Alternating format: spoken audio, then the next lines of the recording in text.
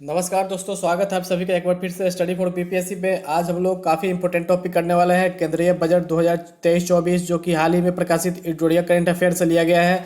इसमें लोग काफ़ी विस्तार से देखेंगे बजट, केंद्रीय बजट 2023-24 के बारे में, जिससे कि हर प्रत्येक एग्जाम में, चाहे वो बीपीएससी का कोई भी एग्जाम हो, चाहे 69वीं बीपीएससी पीटी का एग्जाम हो या फिर शिक्षक बहाली एग्जाम हो, सभी के लिए ये काफ़ी महत्वपूर्ण होने वाला है। तो चलिए हम लोग शुरू करते हैं बिना किसी देरी के।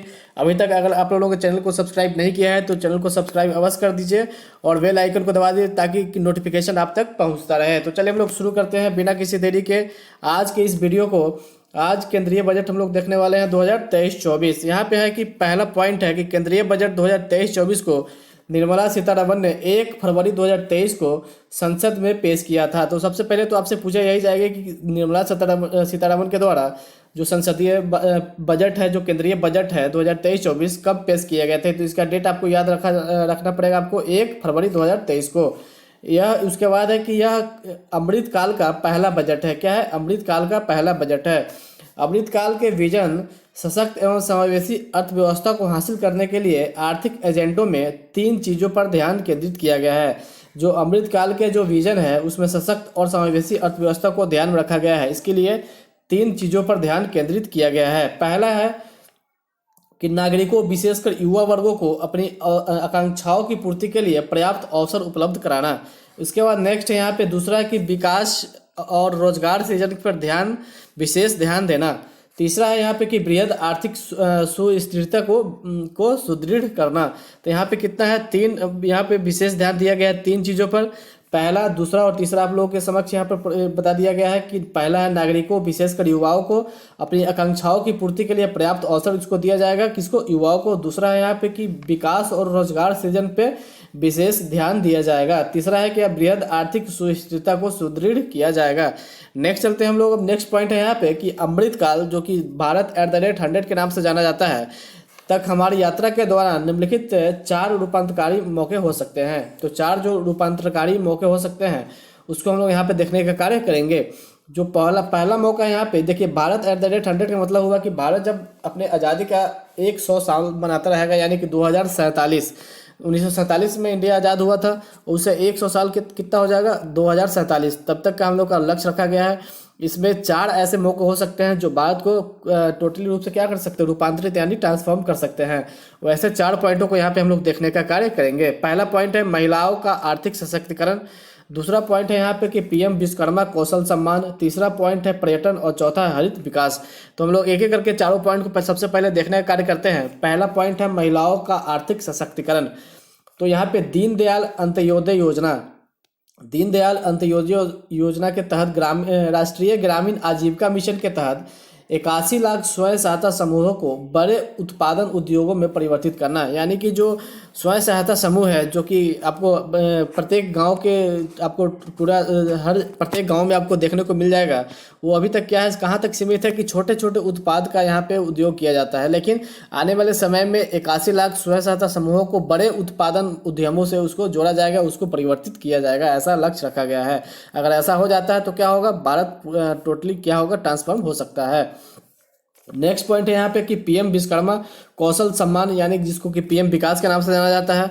इसमें है कि पारंपरिक कारीगरों और शिल्पकारों को वित्तीय सहायता, कौशल प्रशिक्षण और जानकारी देना। यानी कि जो पारंपरिक कारीगर है, जो कि अपने बाबा और दादा के समय से ही करते आ रहे हैं, उनके खानदानी पेशा है ये पारंपरिक कारीगर हैं, और उनको और शिल्पकारों को क्या करना है? वित्तीय सहायता प्रदान करना है और उनको और भी अधिक अच्छे से कौशल देना है, ताकि वो आने वाले समय में और अधिक योगदान दे सके, और उनको जानकारी भी प्रोवाइड करना है। नेक्स्ट पॉइंट है यहाँ पे कि पर्यटन में अपार संभावनाओं का उपयोग करना। प्रत्येक जगह पे क्या है? पर्यटन की अपार संभावना है। इसको देखते हुए ये तीसरे पॉइंट के रूप में इसको कंसीडर किया गया है। नेक्स्ट पॉइंट है यहाँ पे कि हरित विकास, जो कि विविध क्षेत्रों में ऊर्जा को कुशल उपयोग और हरित रोजगार सृजित करेगा। हरित विकास जो है क्या करेगा? कुशल उपयोग है, हरित क्षेत्रों में ऊर्जा के कुशल उपयोग और हरित रोजगार सृजन करेगा। नेक्स्ट पॉइंट हम लोग देखते हैं यहाँ पे क्या है कि केंद्रीय बजट 2023-24 के अनुसार चालू वित्त वर्ष में भारत की आर्थिक विकास दर 7% रहने का अनुमान लगाया गया है। तो ये आपसे सीधा सीधा क्वेश्चन पूछ दिया जाएगा कि केंद्रीय बजट 2023-24 के अनुसार चालू वित्त वर्ष में भारत की आर्थिक विकास दर कितने प्रतिशत रहने का अनुमान लगाया गया है। तो आपको यहाँ पे कहना होगा 7%, यानी कि बिल्कुल सही हो जाएगा। इसका 7% आर्थिक विकास दर भारत का रहने का अनुमान लगाया गया है, जो कि काफ़ी अच्छा पोजीशन है। नेक्स्ट चलते हैं हम लोग यहाँ पे कि जो बजट अभी 2023-24 का पेश किया गया है, वो बजट का कुल आकार कितना है, टोटल का कितना का बजट है। तो ये है कुल 45,03,097 करोड़ का बजट है। ये 45,03,097 करोड़ का बजट पेश किया गया है यहाँ पे, जिसके अंतर्गत कुल प्राप्तियाँ होने का अनुमान यहाँ पर रखा गया है कितना, टोटल के टोटल जितना का बजट है, यानी कि 45,03,097 करोड़ का, जिसमें से राजस्व प्राप्तियाँ यानी कि रेवेन्यू रेसिपिट कितना है, 26,32,281 करोड़। 26,32,281 करोड़ क्या है, राजस्व प्राप्तियाँ हैं, और 18,70,816 करोड़ क्या है, पूंजीगत प्राप्तियां हैं। इसके बाद हम लोग देखते हैं नेक्स्ट कि कुल खर्चे होने का अनुमान कितना है, यानी कि जितना का बजट है उतना खर्चे का अनुमान हम लोग को रखा गया है, यानी 45,03,097 करोड़ का जो बजट था उतना ही कुल खर्चा होने का अनुमान भी रखा गया है, और उतना ही प्राप्ति का भी अनुमान रखा गया था। तो इसमें हम लोग देखेंगे कि राजस्व जो खर्च है, यानी कि राजस्व खर्च कितना है, 35,02,136 करोड़ का राजस्व खर्च रखा गया है। रेवेन्यू एक्सपेंडिचर रखा गया है, राजस्व खर्च का अनुमान लगाया गया है। उसके बाद पूंजीगत खर्च जो देखा जाए तो क्या है, 10,09,61 करोड़ रुपए का कैपिटल एक्सपेंडिचर यानी कि पूंजीगत खर्च का अनुमान रखा गया है। नेक्स्ट हम लोग देखते हैं, इस बॉक्स को हम लोग ध्यान से देखेंगे। यहाँ पे जो बॉक्स है ये विभिन्न प्रकार के घाटे का, यहाँ पे जो बॉक्स है काफ़ी महत्वपूर्ण होने वाला है, खासकर राजकोषीय घाटा, फिजिकल डेफिसिट। यहाँ पे डायरेक्ट पूछ लिया जाता है कि बजट 2023-24 के अनुसार जीडीपी का कितना % फिजिकल डेफिसिट रहने का अनुमान है। तो इसका जो आंकड़ा है आपको काफ़ी अच्छे से याद रखना होगा, जो कि जीडीपी का 5.9% है, यानी कि कुल 17,86,816 करोड़ का राजकोषीय घाटा रहने का अनुमान लगाया गया है बजट 2023-24 में। अब राजकोषीय घाटा से क्या मतलब है कि इस बार जो है सरकार को 17,86,800 करोड़ 816 लाख करोड़ रुपए का उधार या कर्ज लेना पड़ेगा। इसका मतलब यही हुआ। राजकोषीय घाटा क्या मतलब हुआ कि सरकार को इतना रुपया क्या करना होगा, कर्ज के रूप में लेना पड़ेगा। ठीक है, नेक्स्ट चलते हम लोग कि राजस्व घाटा यानी कि रेवेन्यू डेफिसिट का अनुमान कितना लगाया गया है। ये लगाया गया है जीडीपी का 2.9% राजस्व घाटा यानी कि रेवेन्यू डेफिसिट का अनुमान लगाया है, जो कि 8,69,855 करोड़ रुपए का ये राजस्व घाटा यानी कि जीडीपी का 2.9%। राजकोषीय घाटा जीडीपी का 5.9% और राजस्व घाटा जीडीपी का 2.9%। इसको आप लोग अच्छे से याद रख सकते हैं। नेक्स्ट चलते हम लोग कि प्रभावी राजस्व घाटा कितना है। तो यह प्रभावी राजस्व घाटा जो है जीडीपी का 1.7% यानी कि 4,99,867 करोड़ यहाँ पे टोटल यहाँ पे इसका कैलकुलेशन होता है। इफेक्टिव रेवेन्यू डेफिसिट यानी कि प्रभावी राजस्व घाटा। नेक्स्ट है यहाँ पे कि प्राथमिक घाटा यानी प्राइमरी डेफिसिट कितना है। तो यह है जीडीपी का 2.3% यानी कि कुल जो है यहाँ पे कितना रुपए में होता है। तो यह 7,06,845 करोड़ रुपए यहाँ पे टोटल होता है। तो आप लोगों को अच्छे से याद रखना है कि जीडीपी का 5.9% क्या है। तो यह है राजकोषीय घाटा जीडीपी का 5.9%। उसके बाद जीडीपी का 2.9% है राजस्व घाटा, जीडीपी का 1.7% प्रभावी राजस्व घाटा और जीडीपी का 2.3% है प्राथमिक घाटा। इसके बाद हम लोग चलते हैं हम नेक्स्ट पॉइंट पे। यहाँ पे नेक्स्ट पॉइंट है, नोट दिया हुआ है कि सरकार ने वर्ष 2025-26 तक राजकोषीय घाटा को जीडीपी का 4.5% तक लाने का लक्ष्य रखा है, यानी कि 4.5% तक लाने का लक्ष्य रखा गया है 2025 से 26 तक, जो कि अभी कितना है 5.9% है। 5.9% है कौन सा राजकोषीय घाटा अभी वर्तमान में, जो कि आने वाले समय में हम लोग 4.5% करने का अनुमान है। चूँकि राजकोषीय घाटा से तात्पर्य होता है कि सरकार इस बार कितना उधार ले रही है, कितना कर्ज ले रही है। तो सरकार का लक्ष्य है कि 2025-26 तक हम लोग कितना कम से कम कर्ज ले, यानी कि 4.5% तक अगर लेते हैं तो काफ़ी अच्छी स्थिति रहेगी। तो वही लक्ष्य रखा गया है कि 2025 से 26 तक राजकोषीय घाटा रखा जाएगा कितना, जीडीपी का 4.5%।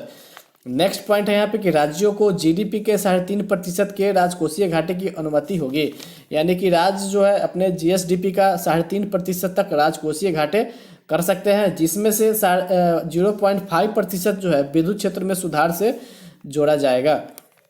0.5% विद्युत क्षेत्र में सुधार से। नेक्स्ट यहाँ पे चलते हैं। नेक्स्ट पॉइंट है कि वित्तीय वर्ष 2023-24 में राजकोषीय घाटे का अनुमान 17,86,116 करोड़ है लगाया गया है। अर्थात इस बार सरकार को 17.87 लाख करोड़ रुपए उधार या कर्ज लेना पड़ेगा, जो हम लोग पहले ही इसको देख चुके हैं। नेक्स्ट चलते हैं हम लोग कि रुपया सबसे पहले बजट में आता कहाँ से है और बजट में रुपया कहाँ जाता है, इसका प्रावधान किया जाता है। तो इसको हम लोग देखते हैं कि रुपया आता कहाँ से है। तो बजट 2023-24 में शीर्ष 6 मद ऐसा है जहाँ से रुपये आते हैं। तो पहला मद है उधार से। सबसे पहले हम लोग को जो रुपया आता है कहाँ से आता है, उधार से आता है। और अन्य देयताएं से कितना परसेंट, 34%। कुल बजट का 34% हम लोग उधार से ही समझिए कि पैसा इकट्ठा करते हैं। उसके बाद दूसरा मद है वो है माल और सेवा कर, यानी कि जीएसटी से हम लोग का आता है 17%। यानी कि 34% का आधा 17% कहाँ से, 34% उधार से और 17% जीएसटी से। तीसरा पॉइंट है इसमें कि निगम कर यानी कॉरपोरेशन टैक्स से आता है कितना, 15% आता है कॉरपोरेशन टैक्स से, निगम कर से, जो कि जीएसटी से 2% कम हुआ, 15%। उसके बाद इनकम टैक्स से कितना, 15%, यानी कि निगम कर और इनकम टैक्स से दोनों से बराबर पैसा आ रहा है, 15%। उसके बाद है केंद्रीय उत्पाद शुल्क, यानी कि यूनियन एक्साइज ड्यूटी से कितना आ रहा है, 7% यहाँ पे आ रहा है पैसा। नेक्स्ट है पांचवा की सीमा शुल्क, यानी कि कस्टम ड्यूटी से कितना पैसा आ रहा है, ये है 4% कस्टम ड्यूटी से आ रहा है। यानी कि सबसे अधिक किससे आया, तो सबसे अधिक आया उधार से 34%। दूसरा है जीएसटी से कितना परसेंट, 17%। उसके बाद कॉरपोरेशन टैक्स से 15%, आयकर इनकम टैक्स से 15%, यूनियन एक्साइज ड्यूटी से 7% और कस्टम ड्यूटी से 4%। इसके देखने के बाद हम लोग देखते हैं कि रुपया जाता कहाँ है। तो देखिए 2023-24 में जो शीर्ष 6 मद है उसको हम लोग यहाँ पे देखने का कार्य करेंगे कि रुपया जाता कहाँ है। तो रुपया सबसे अधिक आ रहा था 34% कहाँ से, कर्जा से, यानी कि उधार से। तो यहाँ पे सबसे अधिक पैसा जाए कहाँ कि ब्याज अदायगी में ही सबसे अधिक 20% खर्चा हम लोग का हो जाता है। किसमें, ब्याज चुकाने में ही सबसे अधिक खर्चा 20% तक हो जाता है। नेक्स्ट है यहाँ पे कि करों और शुल्कों में राज्यों का हिस्सा, जो भी टैक्स का कलेक्शन होता है उसमें राज्यों का जो भी हिस्सा होता है राज्यों को दे दिया जाता है। इसके चलते हम लोग 18% यानी भारत सरकार का टोटल खर्चा हो जाता है। नेक्स्ट है केंद्रीय क्षेत्र की योजनाएं। केंद्रीय क्षेत्र की जो भी योजनाएं हैं उस पर सरकार खर्चा करता है 17%। उसमें आपका सरकार का टोटल खर्चा होता है 17% बजट का। नेक्स्ट है वित्त आयोग एवं अन्य अंतरण में 9% और केंद्र प्रायोजित जो भी योजनाएं चलती है भारत सरकार की योजनाएं उसमें 9% खर्च होती है। और रक्षा पे जो खर्चा है वो है 8%। ठीक है। नेक्स्ट पॉइंट है यहाँ पे कि बजट 2023-24 में 7 प्राथमिकताएं के लिए निर्धारित की गई है, जो अमृतकाल के दौरान हमारा मार्गदर्शन करते हुए सप्तर्षि की भांति कार्य करती है। सप्तर्षि की भांति कार्य करती है। तो ये 7 प्राथमिकता है। जिस प्रकार बिहार में बिहार सरकार के द्वारा 7 निश्चय 1 और 7 निश्चय 2 प्रोग्राम को चलाया जा रहा है, उसी प्रकार भारत सरकार के द्वारा यहाँ पे कि 7 प्राथमिकताएं वाला सप्तर्षि प्रोग्राम को चलाया जाएगा। तो इसके तहत हम लोग देखते हैं कि 7 पॉइंट क्या क्या है। तो सबसे पहला पॉइंट है यहाँ पे कि समावेशी विकास, समावेशी विकास। और दूसरा है अंतिम व्यक्तियों तक पहुँच। तीसरा है अवसंरचना और निवेश। चौथा है सक्षमता को सामने लाना। पांचवा हरित विकास। छठा युवा शक्ति और सातवां है वित्तीय क्षेत्र। तो देखिए भारत सरकार का जो 7 प्रोग्राम है इसी को पॉइंट को हम लोग अब बारी बारी से 7 पॉइंट को हम लोग यहाँ पे देखेंगे, जिससे कि अधिक से अधिक क्वेश्चन आने की संभावना है और आएगा भी। ठीक है। इसके अंदर हम लोग चलते हैं क्वेश्चन, ये पॉइंट 1 देखते हैं। समावेशी विकास के अंतर्गत क्या क्या पॉइंट दिया हुआ है। तो सबसे पहला पॉइंट है यहाँ पे प्राथमिकता 1 में है समावेशी विकास। कौन सा है, समावेशी विकास प्राथमिकता नंबर 1। इसके अंतर्गत जो सब पॉइंट है वो है कृषि एवं सहकारिता। कृषि एवं सहकारिता किसके अंदर है, समावेशी विकास के अंतर्गत ही है। इसके लिए कृषि के लिए डिजिटल पब्लिक इंफ्रास्ट्रक्चर का निर्माण किया जा रहा है। किसके लिए, कृषि के लिए डिजिटल पब्लिक इंफ्रास्ट्रक्चर। ठीक है। नेक्स्ट पॉइंट है यहाँ पे कि ग्रामीण क्षेत्रों में युवा उद्यमी को एग्री स्टार्टअप खोलने के लिए प्रोत्साहित करने के लिए एग्रीकल्चर एक्सीलरेटर फंड यानी कृषि वर्धक निधि स्थापित किया जाएगा। यानी कि जो अभी स्टार्टअप का एक माहौल चल रहा है, स्टार्टअप इंडिया प्रोग्राम के तहत ही स्टार्टअप को बढ़ावा दिया जा रहा है। उसके तहत कहा जा रहा है कि युवा उद्यमी है उसको जो खेती बाड़ी से संबंधित जो स्टार्टअप है यानी कि एग्री स्टार्टअप है उसको खोलने के लिए सरकार क्या करेगा, प्रोत्साहित करेगा। उसके लिए एक एग्रीकल्चर एक्सीलरेटर फंड की व्यवस्था किया जा रहा है। एग्रीकल्चर एक्सीलरेटर फंड स्थापित किया जाएगा। नेक्स्ट पॉइंट है यहाँ पे कि 2200 करोड़ रुपए की लागत से आत्मनिर्भर बागवानी स्वच्छ पौध कार्यक्रम का शुभारंभ करने की घोषणा की गई है। कितना करोड़ रुपए की लागत से? 2200 करोड़ रुपए की लागत से क्या खोला जाएगा? आत्मनिर्भर बागवानी स्वच्छ पौध कार्यक्रम। इसका उद्देश्य क्या है?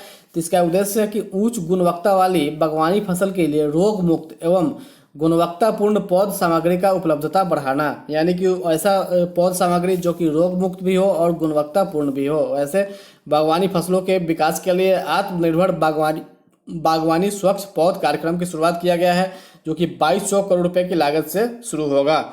नेक्स्ट पॉइंट है, केंद्रीय वित्त मंत्री निर्मला सीतारमण ने मोटे अनाजों को लोकप्रिय बनाने के लिए श्री अन्न नाम से बजट भाषण दिए हैं। यानी कि अब मोटा जो अनाज है उसका नाम हम लोग चेंज करके क्या रख दिए हैं? श्री अन्न। श्री अन्न के नाम से जाना जाएगा मोटा अनाज। इसके लिए भारत श्री अन्न का सबसे बड़ा उत्पादक या और दूसरा सबसे बड़ा निर्यातक देश है। यानी कि भारत जो है श्री अन्न यानी कि मोटे अनाजों का सबसे बड़ा उत्पादक देश है। यानी कि सबसे अधिक जो मोटा अनाज है वो उसका उत्पादन कहाँ होता है? भारत में ही होता है। लेकिन हम लोग अगर निर्यात की बात किया जाए तो हम लोग दूसरे स्थान पे है। कौन सा स्थान पे है? दूसरे। पहले स्थान पे हम लोग नहीं है।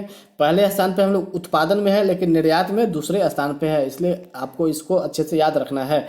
नेक्स्ट पॉइंट है कि भारत को श्री अन्न का वैश्विक केंद्र बनाने के लिए भारतीय बाजरा अनुसंधान संस्थान हैदराबाद को उत्कृष्टता केंद्र के रूप में बढ़ावा दिया जाएगा। तो यहाँ पे भारत को हम लोग श्री अन्न में वैश्विक केंद्र बनाने के लिए क्या कर रहे हैं? जो कि भारतीय बाजरा अनुसंधान संस्थान हैदराबाद में है, उसी को उत्कृष्टता केंद्र के रूप में बढ़ावा दिया जाएगा। तो इस पॉइंट को भी अच्छे से याद रख सकते हैं। नेक्स्ट चलते हैं हम लोग कि 6000 करोड़ रुपए के निवेश से पीएम मत्स्य संपदा योजना की एक नई उप योजना की शुरुआत की जाएगी। पीएम मत्स्य संपदा योजना की एक नई उप योजना की शुरुआत किया जाएगा। कितने करोड़ रुपए की लागत से? 6000 करोड़ रुपए की लागत से। इसका उद्देश्य क्या है? तो मछली पालकों, मत्स्य विक्रेताओं और सूक्ष्म लघु उद्योगों को अधिक सक्षम बनाना इसका उद्देश्य है। पीएम मत्स्य संपदा योजना की एक नई उप योजना की शुरुआत की जा रही है। नेक्स्ट पॉइंट है यहाँ पे कि पशुपालन, डेयरी एवं मत्स्य क्षेत्र में 20 लाख करोड़ रुपए के ऋण का लक्ष्य रखा गया है। 20 लाख करोड़ रुपए के ऋण का लक्ष्य रखा गया है पशुपालन, डेयरी एवं मत्स्य क्षेत्र में।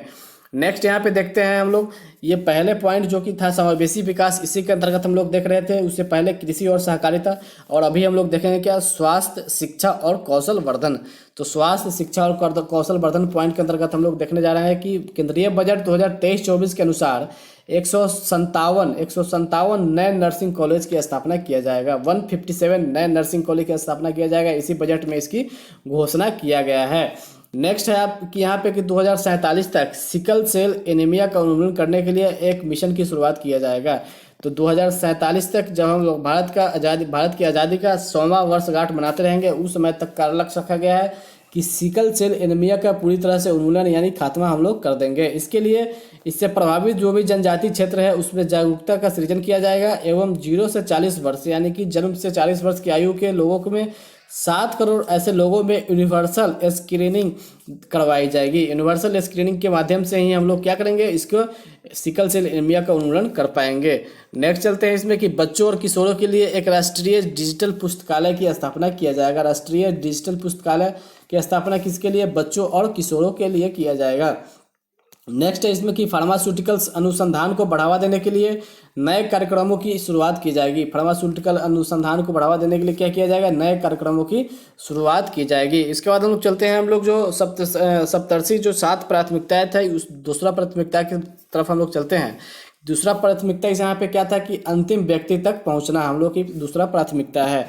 इसके अंतर्गत देखते हैं कि आकांक्षी जिला कार्यक्रम जो कि पहले से ही चला आ रहा है, आकांक्षी जिला कार्यक्रम, इसकी सफलता को देखते हुए अब क्या कर रही है सरकार की 500 ब्लॉकों में आकांक्षी ब्लॉक कार्यक्रम की शुरुआत कर रही है। 500 ब्लॉकों में आकांक्षी ब्लॉक कार्यक्रम की शुरुआत किया जा रहा है। किसके द्वारा? सरकार के द्वारा।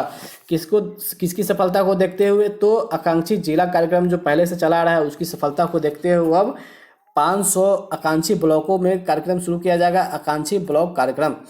नेक्स्ट चलते हैं नेक्स्ट पॉइंट में कि विशेष रूप से संवेदनशील जनजाति समूहों यानी कि पीवीटीजी की सामाजिक आर्थिक स्थितियों में सुधार के लिए प्रधानमंत्री पीवीजीटी विकास मिशन की शुरुआत की जाएगी। प्रधानमंत्री पीवीटीजी विकास मिशन की शुरुआत किया जा रहा है। ये संवेदनशील जनजाति समूहों के सामाजिक और आर्थिक विकास में सुधार लाने के लिए ऐसा किया जा रहा है। इसके तहत अगले 3 वर्षों में इस मिशन को लागू करने के लिए 15,000 करोड़ रुपए की राशि को उपलब्ध करा दिया गया है। 3 साल में टोटल 15,000 करोड़ रुपए की राशि उपलब्ध कराया जाएगा। इसके लिए प्रधानमंत्री पीवीटीजी विकास मिशन को शुरू करने के लिए।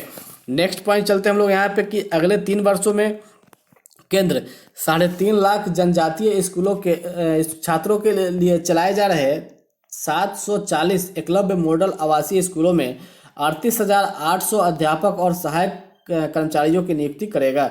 तो आपको पता होना चाहिए कि पूरे देश में 740 एकलव्य मॉडल आवासीय स्कूल की चलाया जा रहा है, जो जिसमें कि 3.5 लाख जनजाति छात्रों के लिए ये व्यवस्था किया गया है। अब सरकार की योजना है कि इसमें 38,800 अध्यापक और सरकारी कर्मचारी सहायक कर्मचारी की नियुक्ति की जाएगी। इसके बाद हम लोग चलते हैं हम नेक्स्ट पॉइंट पे। नेक्स्ट पॉइंट यहाँ पे है कि कर्नाटक के सूखा प्रवण मध्य क्षेत्र में संधारणीय सूक्ष्म सिंचाई तथा पेयजल की सुविधा मुहैया कराने के लिए ऊपरी भद्रा परियोजना को केंद्रीय सहायता दी जाएगी। यानी कि ऊपरी भद्रा परियोजना कहाँ से संबंधित है? यह है कर्नाटक से। ठीक है, काहे के लिए है? तो पेयजल की सुविधा मुहैया कराने और सूक्ष्म सिंचाई के लिए ये जो पानी है उसकी मुहैया कराने के लिए ऊपरी भद्रा परियोजना। नेक्स्ट पॉइंट है यहाँ की पीएम आवास योजना के लिए परिव्यय में 66% की वृद्धि कर दिया गया है और इसका जो टोटल खर्चा है वो अब 79,000 करोड़ रुपये से अधिक कर दिया गया है। किसके लिए? पीएम आवास योजना। इसमें 66% की वृद्धि करने के बाद 79,000 करोड़ रुपये से भी अधिक इसका बजट हो गया है। नेक्स्ट है यहाँ पे कि भारत साझा पुरालेख निधान, जिसको भारत श्री के नाम से भी जाना जाता है। भारत साझा पुरालेख निधान, जिसको भारत श्री के नाम से भी जाना जाता है, यह क्या है? यह एक प्रकार का डिजिटल पुरालेख पांडुलिपि संग्रहालय है। इसके प्रथम चरण में 1 लाख प्राचीन पुरालेखों का डिजिटलीकरण करके इसमें स्थापित किया जाएगा। नेक्स्ट पॉइंट यहाँ पे देखते हैं हम लोग कि जेल में बंद निर्धन व्यक्तियों जो कि जमानत राशि व्यवस्था करने में क्या है? असमर्थ हैं। वैसे व्यक्ति जिसके पास पैसा नहीं है ताकि वो अपने जेल से क्या कर सके? जमानत भी करा सके, उतना भी पैसा नहीं है, उसके लिए सरकार क्या करेगी?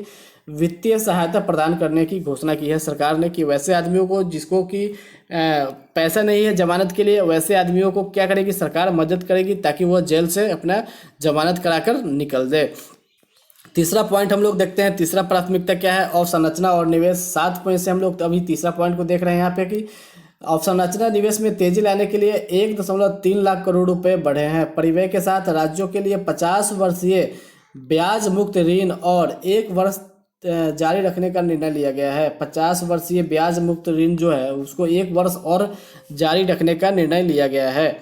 नेक्स्ट पॉइंट है यहाँ पे कि रेलवे के लिए 2.40 लाख करोड़ रुपए का पूंजीगत निधि का प्रावधान किया गया है इस बजट के माध्यम से। रेलवे के लिए कितना? 2,40,000 लाख करोड़ परिव्यय का प्रावधान किया गया है, जो अब तक की रेलवे के इतिहास में सर्वाधिक राशि का आवंटन है। आज तक जो इतना रेलवे को राशि आवंटित नहीं हुआ था 2.40 लाख करोड़, जो कि अभी क्या है? सर्वाधिक रुपया दिया गया है रेलवे को। नेक्स्ट चलते हैं हम लोग कि क्षेत्रीय हवाई कनेक्टिविटी में सुधार लाने के लिए 50 अतिरिक्त हवाई अड्डों का पुनरुद्धार किया जाएगा। 50 अतिरिक्त हवाई अड्डों का क्या किया जाएगा? पुनरुद्धार किया जाएगा। नेक्स्ट पॉइंट है कि शहरी अवसंरचना विकास कोष, जो कि UIDF कहा जाता है, उसकी स्थापना प्राथमिकता वाले क्षेत्रों में आई ऋण की कमी के उपयोग के माध्यम से होगी। इसका प्रबंधन राष्ट्रीय आवास बैंक के द्वारा किया जाएगा। इसका प्रबंधन किसके द्वारा किया जाएगा? तो राष्ट्रीय आवास बैंक के द्वारा इसका प्रबंधन किया जाएगा। नेक्स्ट पॉइंट है कि इसका उपयोग टियर 2 तथा टियर 3 शहरों में अवसंरचना के निर्माण के लिए सार्वजनिक एजेंसियों द्वारा किया जाएगा।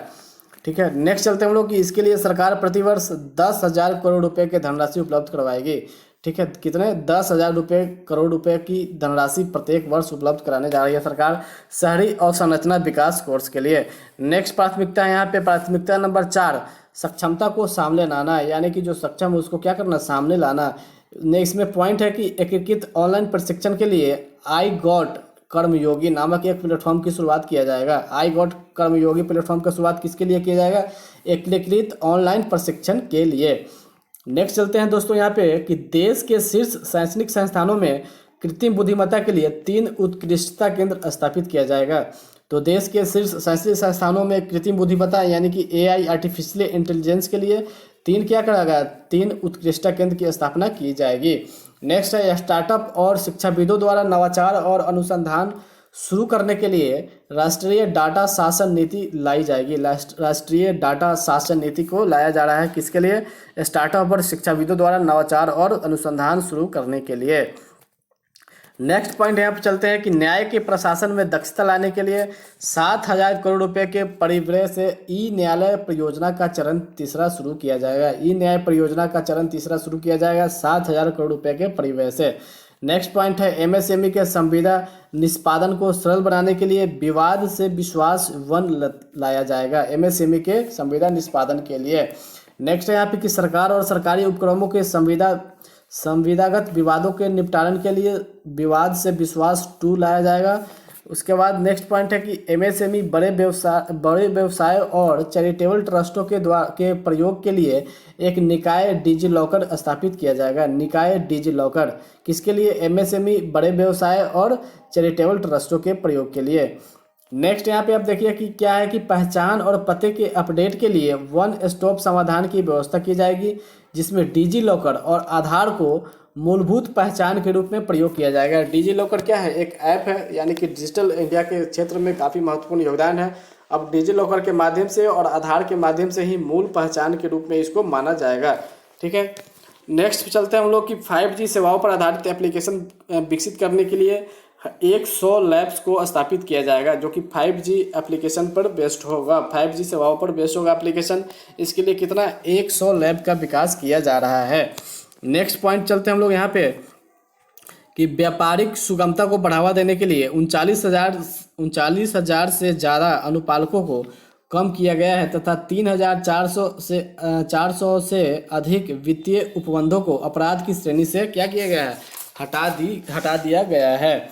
नेक्स्ट चलते हैं कि 42 केंद्रीय अधिनियमों में संशोधन के लिए जन विश्वास विधेयक को पेश किया गया है। जन विश्वास विधेयक पेश किया गया है किसके लिए? 42 केंद्रीय अधिनियमों में संशोधन के लिए। जो हम लोग का प्राथमिकता नंबर 5 है वो है क्या? हरित विकास। प्राथमिकता नंबर 5 हरित विकास को हम लोग देखेंगे।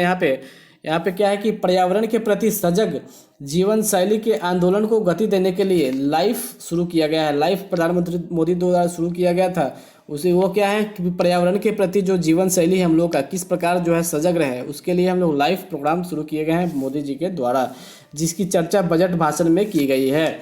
उसके बाद है नेक्स्ट पॉइंट कि 19,700 करोड़ रुपये के लागत के लिए राष्ट्रीय हरित हाइड्रोजन मिशन की मदद से अर्थव्यवस्था को निम्न कार्बन सघनता वाली स्थिति में ले जाया जाएगा। यानी कि जहाँ कार्बन की जो सघनता हो वो कम हो, तो कैसे होगा? राष्ट्रीय हरित हाइड्रोजन मिशन की मदद से, जिसके लिए 19,700 करोड़ रुपए की लागत से ये योजना शुरू किया गया है। इस योजना के अंतर्गत क्या किया गया है कि इस मिशन की मदद में जीवाश्म ईंधन के आयातों पर निर्भरता को कम करने के लिए 2030 तक, कब तक? 2030 तक 5 MMT के वार्षिक उत्पादन का लक्ष्य निर्धारित किया गया है। यानी कि ग्रीन हाइड्रोजन का लक्ष्य रखा गया है 2030 तक 5 MMT के वार्षिक उत्पादन होगा, जिससे क्या होगा? जीवाश्म ईंधन की आयातों पर जो निर्भरता है वो कम हो सके। नेक्स्ट यहाँ पे है कि लद्दाख में 13 गीगावाट नवीकरणीय ऊर्जा के निष्क्रमण तथा और ग्रिड एकीकरण के लिए अंतर्राज्यीय शोषण प्रणाली 2,700 करोड़ के निवेश के साथ क्या किया जाएगा? शुरू किया जा रहा है यहाँ पे। ठीक है, उसके बाद हम लोग नेक्स्ट चलते हैं कि पर्यावरण संरक्षण अधिनियम के तहत हरित ऋण क्रेडिट कार्यक्रम को अधिसूचित किया जाएगा। हरित ऋण क्रेडिट कार्यक्रम को अधिसूचित किया जाएगा किसके तहत? पर्यावरण संरक्षण अधिनियम के तहत। नेक्स्ट पॉइंट हम लोग देखते हैं यहाँ पे कि पीएम प्रणाम क्या है? तो पीएम प्रणाम यहाँ पे हम लोग अगर देखेंगे तो पीएम प्रणाम क्या है? तो यह है कि रासायनिक उर्वरकों के संतुलित प्रयोग तथा इसके स्थान पर वैकल्पिक उर्वरकों के प्रयोग को बढ़ावा देने के लिए इस कार्यक्रम की शुरुआत की गई है। कौन सा कार्यक्रम? तो पीएम प्रणाम कार्यक्रम की शुरुआत किया गया है। क्यों? क्योंकि रासायनिक उर्वरकों का संतुलित प्रयोग हो, जिससे कि रासायनिक उर्वरकों का संतुलित प्रयोग हो और वैकल्पिक उर्वरकों का प्रयोग को बढ़ावा दे सके। ठीक है, नेक्स्ट चलते हैं हम लोग कि चक्रीय अर्थव्यवस्था को बढ़ावा देने के उद्देश्य से गोवर्धन यानी कि galvanising organic bio agro accessories धन नामक योजना के तहत 10,000 करोड़ रुपए के कुल निवेश के साथ 500 नए अवशिष्ट से आमदनी संयंत्र स्थापित किया जाएगा। अवशिष्ट से आमदनी संयंत्र की स्थापना किया जा रहा है। कितने आमदनी ये संयंत्र होंगे? तो 500 नए अवशिष्ट से आमदनी संयंत्र की स्थापना किया जाएगा, जिसकी लागत है 10,000 करोड़ रुपए। नेक्स्ट है कि अगले 3 वर्षों में सरकार 1 करोड़ किसानों को प्राकृतिक खेती अपनाने के लिए सहायता देगी। तो आप लोग इसको ध्यान से बस सुनते रहिए और 2 से 3 बार इस वीडियो को जरूर सुन लीजिएगा, आपको एक एक पॉइंट आपके दिमाग में छप जाएगा। ठीक है, तो हम लोग अभी कंटिन्यू इसको करते हैं। थोड़ा सा और है बच गया है इसमें कि अगले 3 वर्षों में सरकार 1 करोड़ किसानों को क्या करेगी, प्राकृतिक खेती अपनाने के लिए सहायता करेगी। ठीक है, नेक्स्ट पॉइंट है कि मैंग्रोव पौधरोपण के लिए तटीय प्रवास और ठोस आमदनी के लिए मैंग्रोव पहल, जिसका नाम है मिस्टी, की शुरुआत की गई है। मिस्टी की शुरुआत की गई है, जो कि क्यों है, मैंग्रोव पौधारोपण के लिए शुरू किया गया है मिस्टी पहल। नेक्स्ट है यहाँ पे कि अगले 3 वर्षों में सरकार अमृत धरोहर योजना के माध्यम से आर्द्र भूमि तथा जैव विविधता को क्या करेगी, बढ़ावा देगी। अमृत धरोहर योजना आर्द्र भूमि के संरक्षण के लिए और जैव विविधता को बढ़ावा देने के लिए 3 सालों में सरकार क्या करेगी, अमृत धरोहर योजना के माध्यम से इसको बढ़ावा देगी। नेक्स्ट पॉइंट हम लोग का है, नेक्स्ट प्राथमिकता है प्राथमिकता 6 युवा शक्ति। युवा शक्ति जो है प्राथमिकता नंबर 6 है भारत सरकार के लिस्ट में। तो यहाँ पे अगले हम लोग देखते हैं कि अगले 3 वर्षों में लाखों युवाओं को कौशल प्रदान करने के लिए प्रधानमंत्री कौशल विकास योजना 4.0 की शुरुआत की जा रही है। प्रधानमंत्री कौशल विकास योजना 4.0। नेक्स्ट यहाँ पे कि इस योजना में इंडस्ट्री 4.0 जैसे कोडिंग, AI यानी कि artificial intelligence, robotics, 3D printed इत्यादि जैसे नए युग के पाठ्यक्रमों को भी शामिल किया जाएगा। तो आपको प्रधानमंत्री कौशल विकास योजना में आपको ये सब सिखाया जाएगा, coding, AI, robotics, 3D printing इत्यादि इत्यादि। नेक्स्ट चलते हम लोग यहाँ पे कि युवाओं को अंतर्राष्ट्रीय अवसरों के लिए कौशल प्रदान करने हेतु अलग अलग राज्यों में 30 स्किल इंडिया इंटरनेशनल सेंटर की स्थापना किया जाएगा। 30 स्किल इंडिया इंटरनेशनल सेंटर से क्या होगा कि आप लोग यहाँ से स्किल लीजिए और बाहर के देशों में आप लोग जाके काम कर सकते हैं। नेक्स्ट यहाँ पे है कि स्किल इंडिया डिजिटल प्लेटफॉर्म की शुरुआत कर कौशल वर्धन हेतु डिजिटल तंत्र को और विस्तार प्रदान किया जाएगा। स्किल इंडिया डिजिटल प्लेटफॉर्म, ठीक है, इसके निम्नलिखित लक्ष्य हैं। किसके, डिजिटल इंडिया प्लेटफॉर्म का, स्किल इंडिया डिजिटल प्लेटफॉर्म का क्या लक्ष्य है, तो इसका लक्ष्य है कि मांग आधारित औपचारिक कौशल वर्धन सक्षम करना। दूसरा है MSME सहित नियोक्ताओं के साथ जोड़ना और तीसरा है उद्यमिता योजनाओं की सुलभता सुगम करना। नेक्स्ट पॉइंट यहाँ पे चलते हैं कि अखिल भारतीय राष्ट्रीय प्रशिक्षुता प्रोत्साहन योजना के अंतर्गत 3 वर्षों में 47 लाख युवाओं को वृत्तिका सहायता प्रदान करने के लिए डायरेक्ट बेनिफिट ट्रांसफ़र शुरू किया जाएगा। डायरेक्ट बेनिफिट ट्रांसफ़र शुरू किया जाएगा 47 लाख युवाओं को वृत्तिका सहायता प्रदान करने के लिए। इसके बाद हम लोग चलते हैं हम नेक्स्ट पॉइंट में। नेक्स्ट पॉइंट क्या है, यहाँ पे है पर्यटन। चुनौती मोड के माध्यम से चुने जाने वाले कम से कम 50 पर्यटक गंतव्यों को घरेलू और विदेशी पर्यटकों के लिए एक संपूर्ण पैकेज के रूप में क्या किया जाएगा, विकसित किया जाएगा चुनौती मोड के माध्यम से। यानी कि 50 गंतव्य जो पर्यटन स्थल है उसको किया जाएगा घरेलू और विदेशी पर्यटकों के लिए विकसित किया जाएगा। नेक्स्ट पॉइंट है कि देखो अपना देश जो कार्यक्रम चल रहा है, इसके पहले इसका उद्देश्य हासिल करने के लिए क्षेत्र विशिष्ट कौशल वर्धन एवं उद्यमिता विकास के में समन्वय स्थापित किया जाएगा। देखो अपना देश कार्यक्रम के लिए। नेक्स्ट यहाँ पे कि थीम आधारित पर्यटन स्थल जैसे कि बौद्ध circuit, Ramayan circuit, Jain circuit इत्यादि के एकीकरण विकास के लिए स्वदेश दर्शन योजना की चर्चा बजट में किया गया है।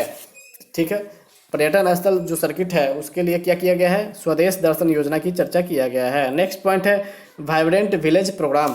वाइब्रेंट विलेज प्रोग्राम के अंतर्गत क्या किया जाएगा कि सीमावर्ती जो गांव है वहां पर्यटन की बुनियादी ढांचे का विकास किया जाएगा और पर्यटन सुविधाएं प्रदान की जाएगी। जो भी गांव जो है बॉर्डर एरिया से लगे हुए हैं, चाहे वो पाकिस्तान बॉर्डर हो, नेपाल बॉर्डर हो या चाइना बॉर्डर हो या फिर बांग्लादेश बॉर्डर, ये सभी बॉर्डर के आसपास के गाँव को क्या किया जाएगा, पर्यटन की दृष्टि से विकसित किया जाएगा और वहाँ पर्यटन की सुविधाएं विकसित की जाएगी ताकि पर्यटन जो है काफ़ी अच्छा भूमिका निभा सके। नेक्स्ट चलते हम लोग यहाँ पे कि राज्यों के उनके स्वयं के एक जिला एक उत्पाद या फिर GI उत्पाद और अन्य हस्तशिल्प उत्पादों को बढ़ावा देने के लिए, उनकी बिक्री करने के लिए और अपने राजधानियों में एक या सबसे प्रमुख पर्यटन स्थलों पर एक यूनिटी मॉल स्थापित किया जाएगा। ठीक है, जहाँ भी एक जिला एक उत्पाद कार्यक्रम चल रहा है या फिर कोई उस जिला का या उस राज्य का GI टैग उत्पाद है या फिर हस्तशिल्प है, उसको बढ़ावा के लिए क्या किया जाएगा कि एक जो है उसके राजधानी में एक जो कि मुख्य पर्यटक केंद्र है या फिर कि सबसे अच्छा लोकेशन है वहाँ पे एक यूनिटी मॉल स्थापित किया जाएगा। नेक्स्ट यहाँ प्राथमिकता नंबर 7 जो कि अंतिम प्राथमिकता भी है। यहाँ प्राथमिकता नंबर 7 क्या आता है, वित्तीय क्षेत्र। इसमें है कि वित्तीय सहायक सूचना को कि केंद्रीय रिपोजिटरी भंडार के रूप में काम करने के लिए राष्ट्रीय वित्तीय सूचना रजिस्ट्री की स्थापना की जाएगी। इसके बाद है कि इससे ऋण का कुशल प्रवाह संभव होगा, वित्तीय समावेशन को बढ़ावा मिलेगा और वित्तीय स्थिरता बढ़ेगी।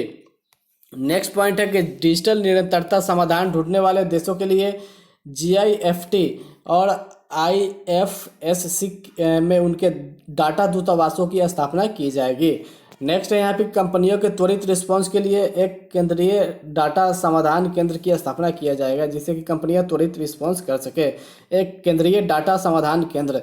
नेक्स्ट पॉइंट है कि वर्ष 2022 में डिजिटल भुगतान के लेन देन में 76% की और मूल्य में 91% की वृद्धि हुई है। ठीक है, डिजिटल लेन देन में कितना 76% और मूल्य में 91% की वृद्धि देखी गई है। उसके बाद नेक्स्ट पॉइंट है कि आज़ादी का अमृत महोत्सव के स्मरण स्वरूप मार्च 2025 तक 2 वर्षों की अवधि के लिए एक नई लघु बचत योजना जो कि महिला सम्मान बचत प्रमाण पत्र उपलब्ध कराया जाएगा। तो ये एक लघु बचत योजना है जो कि महिला सम्मान बचत पत्र के नाम से उपलब्ध कराया जा रहा है। नेक्स्ट यहाँ की वरिष्ठ नागरिक बचत योजना के लिए अधिकतम जमा सीमा को 15 लाख रुपये से बढ़ाकर 30 लाख रुपये कर दिया गया है। किसके लिए? वरिष्ठ नागरिक बचत योजना के लिए। नेक्स्ट यहाँ पे थोड़ा सा पॉइंट हम लोग देख लेते हैं। केंद्रीय बजट 2023-24 में टू द पॉइंट यहाँ पे क्या दिया हुआ है, तो ये दिया हुआ है कि मोबाइल फ़ोन के उत्पादन पिछले वित्तीय वर्ष में 2,75,00,000 करोड़ रुपए मूल्य के 31 करोड़ यूनिट तक पहुंच गया है। ठीक है, उसके बाद हम लोग देखते हैं कि यहाँ पे कि विनिर्दिष्ट सिगरेटों पर राष्ट्रीय आपदा आकस्मिकता शुल्क 16% की वृद्धि करने का प्रस्ताव किया गया है। नेक्स्ट है कि भारत विश्व में स्टार्टअप के लिए तीसरा सबसे बड़ा इकोसिस्टम है। स्टार्टअप के लिए तीसरा सबसे बड़ा इकोसिस्टम है और मध्यम आय देशों के बीच नवाचार गुणवत्ता में दूसरा स्थान रखता है। नेक्स्ट यहाँ पे केंद्रीय बजट 2023-24 में सरकार ने 2014 से अब तक की उपलब्धियां गिनाई है, बताई है कि 2014 से अभी तक 2023-24 तक हम लोग ने क्या किया है, वो जो उपलब्धियां है उसको आप लोग यहाँ पे देखने का कार्य करें। तो सरकार कहती है कि इन 9 वर्षों में भारतीय अर्थव्यवस्था दुनिया की जो 10वीं अर्थव्यवस्था रहता था वो हम लोग 5वां अर्थव्यवस्था बनाने में सफल रहे हैं, यानी कि भारत अब दुनिया की 5वीं सबसे बड़ी अर्थव्यवस्था बन गई है। नेक्स्ट है कि स्वच्छ भारत मिशन के तहत 11.7 करोड़ घरेलू शौचालयों का निर्माण करवाई है ये एनडीए सरकार, जो इस बजट के माध्यम से कहना चाह रही है। नेक्स्ट है उज्ज्वला योजना के तहत 9.6 करोड़ एलपीजी कनेक्शन दिए गए हैं। उसके बाद नेक्स्ट पॉइंट है कि 102 करोड़ लोगों को 220 करोड़ कोविड टीकाकरण लगाया गया है। फिर है कि पीएम जनधन योजना के तहत 47.8 करोड़ बैंक खाते खोले गए हैं। 47.8 करोड़ बैंक खाते खोले गए हैं किसके तहत? पीएम जनधन योजना के तहत। इसके बाद हम लोग देखते हैं नेक्स्ट पॉइंट है कि पीएम सुरक्षा बीमा योजना और पीएम जीवन ज्योति योजना के तहत 44.6 करोड़ व्यक्तियों के लिए बीमा कवर प्रदान किया जा रहा है। नेक्स्ट है पीएम किसान सम्मान निधि के तहत 11.4 करोड़ से अधिक किसानों को 2.2 लाख करोड़ रुपए के नगद हस्तांतरण की व्यवस्था किया गया है पीएम किसान सम्मान निधि के तहत। नेक्स्ट है यहाँ पे कि प्रति व्यक्ति आय दुगुनी से भी अधिक होकर 1.97 लाख रुपए हो गई है, यानी कि प्रति व्यक्ति आय क्या हुआ है, दोगुना हो चुका है 2013-14 से अभी तक। नेक्स्ट चलते हम लोग कि प्रति व्यक्ति आयकर में अगर सीमा देखा जाए तो यहाँ पे कि नई कर व्यवस्था में 7 लाख रुपए तक के आय वाले व्यक्तियों से कोई कर का भुगतान नहीं करना होगा। 7 लाख रुपए तक अगर आपका जो क्या है आपका इनकम है तो आपको कोई कर का भुगतान नहीं करना होगा। नेक्स्ट यहाँ पे देखते हैं कि छः आयकर स्लैब जो था पहले व्यक्तिगत आयकर स्लैबों में से की संख्या अब घटाकर 5 कर दिया गया है और कर छूट की सीमा को बढ़ाकर 3 लाख रुपये कर दी गई है। नेक्स्ट चलते हैं हम लोग यहाँ की वार्षिक आय और कर दर कितना है, तो अगर 0 से 3 लाख रुपए अगर वार्षिक आय है तो यहाँ पे 0 कर दर लगेगा, यानी कि कोई टैक्स नहीं लगेगा। उसके बाद 3 से 6 लाख अगर आपकी वार्षिक इनकम है तो आपको 5% का टैक्स देना पड़ेगा। उसके बाद 6 से 9 लाख रुपए अगर वार्षिक आय है तो आपको 10% का टैक्स। 9 से 12 लाख रुपए अगर वार्षिक आय था तो 15% और 12 से 15 लाख रुपए है तो आपको 20% और 15 लाख रुपए से अधिक है तो आपको 30% का टैक्स देना पड़ेगा सरकार को। नेक्स्ट यहाँ पे कि प्रत्येक वेतनभोगी को 5,000 तक के मानक कटौती अनुमान ने पेंशन भोगियों के लिए 15,000 ही उपलब्ध की गई है। 50,000 प्रत्येक वेतनभोगी को 50,000 तक मानक कटौती अनुमान और पेंशन भोगियों के लिए 15,000 उपलब्ध की गई है। नेक्स्ट है, नई कर व्यवस्था में उच्चतम अधिभार को 37% से घटाकर 25% कर दिया गया है। इसके परिणाम स्वरूप क्या होगा, अधिकतम कर दर घटकर 39% हो जाएगी। नेक्स्ट यहाँ पे हम लोग देख लेते हैं, एक छोटा सा पॉइंट है कि केंद्रीय बजट 2023-24 के तहत विभिन्न योजनाओं पर जो खर्च किया गया है वैसे 4 टॉप खर्चों को हम लोग यहाँ पे देख लेते हैं। तो सबसे अधिक अगर बजट में दिखा जाए तो प्रधानमंत्री आवास योजना पे खर्च किया गया है। प्रधानमंत्री आवास योजना पे सबसे अधिक 79,590 करोड़ रुपए खर्च किया गया है प्रधानमंत्री आवास योजना पे। नेक्स्ट जो खर्च किया गया है वो है जल जीवन मिशन पे, जो खर्च किया गया है वो है कितना, 70,000 करोड़। प्रधानमंत्री आवास योजना पे 79,590 करोड़, जल जीवन मिशन पे 70,000 करोड़ और मनरेगा पे किया गया है 60,000 करोड़ रुपए की खर्चा किया गया है। इसके बाद चौथा नंबर पे है प्रधानमंत्री किसान सम्मान निधि, जो कि डायरेक्ट बेनिफिट ट्रांसफर के माध्यम से दिया जाता है किसानों को, जिसका नाम है पीएम किसान। उसमें 60,000 करोड़ रुपए का भी परिव्यय किया गया है। यानी कि मनरेगा और प्रधानमंत्री किसान सम्मान निधि में 60,000 रुपये का व्यवस्था किया गया है, जबकि जल जीवन मिशन में 70,000 और प्रधानमंत्री आवास योजना में 79,590 करोड़ का परिव्यय का लक्ष्य रखा गया है। उसके बाद है कि बजट 2023-24 के तहत प्रमुख मदों पर व्यय है। तो इसमें देख लेते हैं हम लोग, परिवहन पे सबसे अधिक 5,17,034 करोड़ रुपए का परिव्यय का लक्ष्य रखा गया है। रक्षा में इसको दिया गया है कि 4,32,720 करोड़, ग्रामीण विकास पे 2,38,204 करोड़ और शिक्षा के क्षेत्र में 1,12,899 करोड़, जो कि काफ़ी महत्वपूर्ण है ये आंकड़े।